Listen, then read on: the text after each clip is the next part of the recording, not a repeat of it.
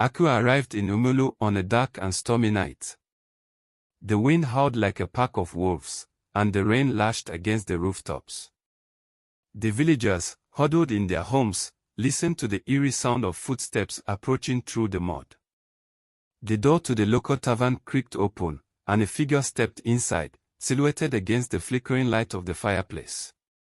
A hush fell over the room as the villagers turned to look at the newcomer. Akua was a woman of breathtaking beauty. Her skin glowed like polished mahogany, and her eyes shimmered like a river reflecting the moonlight. Long, dark hair flowed down her back, damp from the rain, giving her an elegant presence. She strode into the tavern with confidence, her long, flowing cloak billowing slightly as she moved. The villagers couldn't tear their eyes away from her, drawn in by an aura they couldn't explain. The bartender, a gruff old man named Okoro, wiped his hands on a rag and leaned forward, narrowing his eyes. "Welcome to Umulu," he said in his deep, gravelly voice. "What brings you here on a night like this?" Akua smiled, her full lips curving in a way that sent a shiver down the spines of those watching. "A room, please," she said softly. "And a drink. Something strong." Okoro nodded slowly and reached for a bottle. As he poured her a drink, the villagers whispered among themselves. Who was this mysterious stranger, and what had brought her to their quiet village? Akua took a seat at the bar, her piercing eyes scanning the room. She was on a mission, though none in the tavern knew it. Her prey was here, somewhere among them. And she was patient. The first to fall under Akua's spell was a young farmer named Hugo. He had a strong build from years of working the fields, and a smile that made the village girls giggle. When Akua set her sights on him, he never stood a chance. One evening at the tavern, she approached him with a soft laugh and a playful touch on his arm. Hugo was instantly mesmerized, drawn into her web like a fly to honey. Over the next few days, Akua offered to help him with his farm work, using the opportunity to grow closer. She whispered to him, her voice like the wind through the trees, promising him things he never dreamed of. Soon, he was hopelessly in love. One fateful night, under the glow of the full moon, Hugo succumbed to Akua's charms, his heart full of longing. As he drifted into sleep, he did not see her eyes begin to glow or her smooth brown skin ripple with shimmering scales. With a swift motion, Akua reached into his chest and pulled out his soul, trapping it inside a small, delicate box. Hugo's body remained, breathing, moving, but his eyes became hollow, his laughter forced. He was no longer the same. Akua's hunger was not yet satisfied. She turned her gaze to two brothers, Ike and Emeka, who, like Hugo, were captivated by her beauty. One by one, they fell to her seduction, their souls taken as trophies. Whispers of fear spread through the village as more young men began to change. They returned from nights with Akua distant and strange, their once bright eyes vacant. But no one suspected the beautiful stranger who had arrived in Umulu on that stormy night. Akua's next target was Chuka, the son of the village pastor. Unlike her previous victims, Chuka was different, devout, disciplined, and strong in his faith. Akua relished the challenge.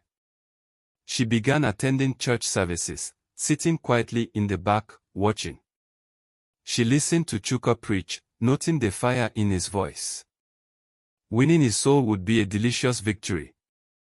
Chuka, unaware of her true nature, was drawn to Akua's presence. He saw her as a lost soul, someone in need of guidance. He invited her to join community gatherings and offered to walk her home from church. One evening, as they walked under the moonlight, Akua spoke softly of her past, of pain, of longing. Her words created a spell around him, making his heart ache for her.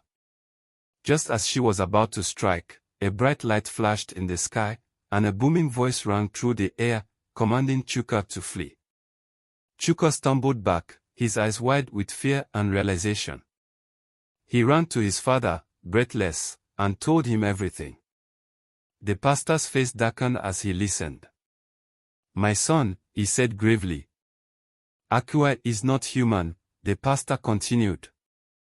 "She is a soul collector. And she has set her sights on you."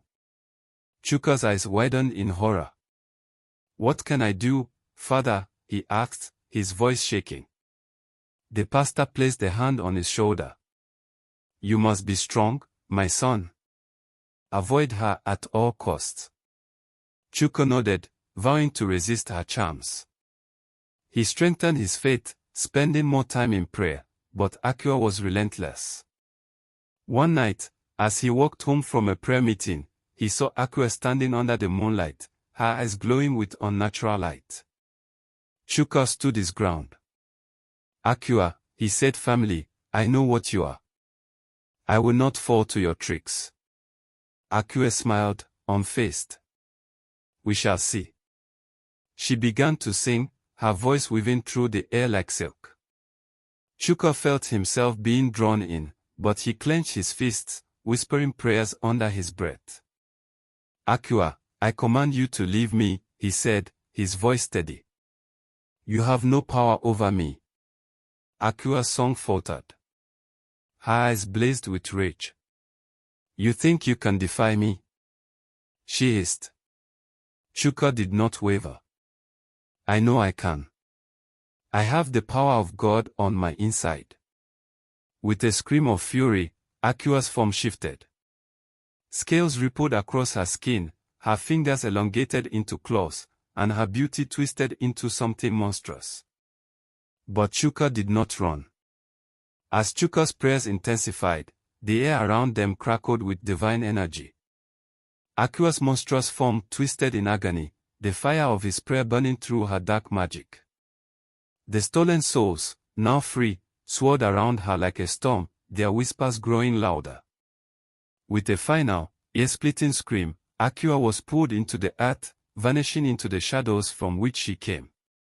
The air grew still, the village silent once more. Chuka, exhausted but victorious, fell to his knees in gratitude. The young men she had enslaved slowly regained their senses, their eyes filled with wonder and relief. Chuka stood tall, his faith victorious. He had saved the village from Akua's evil clutches, and he had proven that faith could conquer even the darkest of magics. In the days that followed, the villagers celebrated their victory. They praised Chuka for his bravery and faith, and they thanked the pastor and the village elders for their guidance. As the years went by, a prophecy began to circulate among the villagers. It was said that Akua's defeat was not the end of the story, but rather the beginning of a new chapter. The prophecy spoke of a time when Akua's descendants would return, seeking revenge for their ancestors' defeat. It was said that they would be powerful and ruthless, and that they would stop at nothing to claim the souls of the villagers. Chuka, now an old man, heard the prophecy and knew that he had to prepare the village for the coming threat. He gathered the villagers and told them of the prophecy, warning them to be vigilant and to stand strong in their faith. The villagers listened, and they began to prepare for the coming battle. They prayed and fasted, seeking strength and guidance from above. And so, the village waited, ready to face whatever challenges lay ahead. Years turned into decades, and the villagers began to forget the prophecy. They lived their lives, tending to their farms and their families, and they forgot the warning that Chuka had given them. But the prophecy had not forgotten them.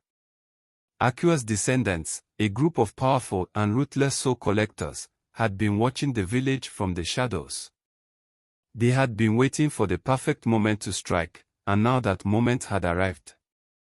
The villagers were caught off guard, unaware of the danger that was lurking in the shadows. They went about their daily lives, oblivious to the fact that their souls were about to be harvested. But one person was not oblivious. Chuka's grandson, a young man named Kofi, had heard the stories of his grandfather's bravery. He had heard the prophecy, and he knew that the time of reckoning was near. Kofi was a young man with a strong sense of justice. He had always felt a connection to his grandfather's story, and he knew that he had to follow in his footsteps. As the soul collectors began to descend upon the village, Kofi stood tall. He rallied the villagers, urging them to stand strong in their prayers and faith. Together, they faced the soul collectors, determined to defend their souls. Kofi, with his grandfather's bravery and faith guiding him, led the charge. The battle was fierce, with the soul collectors using all their powers to try and defeat the villagers. But Kofi and his people stood firm, in their prayers, faith and determination proving to be too much for the soul collectors. In the end, the villagers emerged victorious, their souls safe from the clutches of the soul collectors. Kofi had saved the day, just like his grandfather before him. The villagers celebrated their victory, thanking God and hailing Kofi as a hero. They knew that they owed their lives to him, and they were grateful for his bravery. Kofi, humbled by the praise, knew that he had simply followed in his grandfather's footsteps. He had done what needed to be done, and he had been successful. As he looked out over the village, Kofi knew that the legacy of his grandfather would continue. He would make sure of it, passing on the stories of Chuka's faith and bravery to his own children and grandchildren. And so, the story of Chuka and Akua, of Kofi and the soul collectors, would live on. It would be a reminder to future generations of the power of prayer and determination, and of the bravery of those who had come before them.